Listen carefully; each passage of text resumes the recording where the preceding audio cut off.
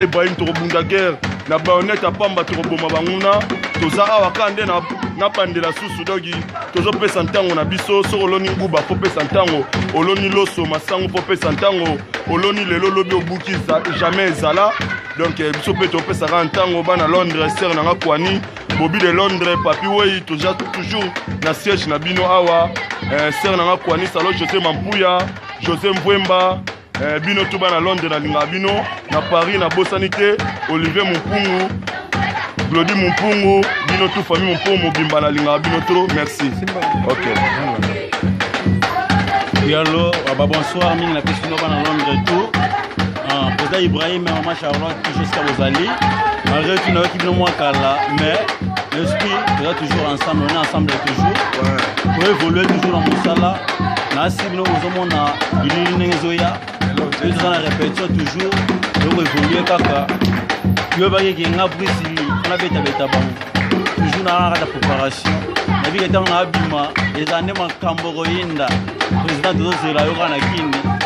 Oui, vraiment pour la massou, abiso vraiment tout décoller ensemble. Le toni ça fait qui nous fait nous mobimba. Ba bien apesa en temps en forme.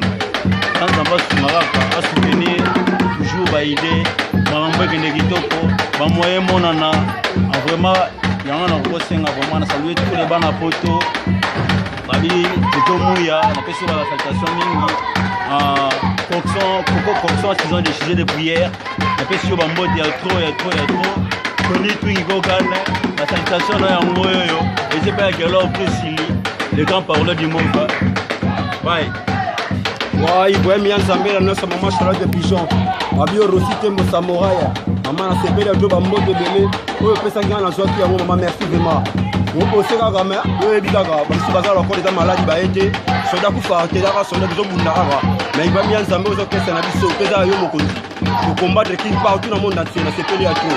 Charlotte, mon cœur a besoin de toi, malgré la différence. Et le Kokabolinga na yo, c'est Biloko Yanzoto. Mais ça m'a pas menalia, pour nous dans la pensée pour tout ça pour nous.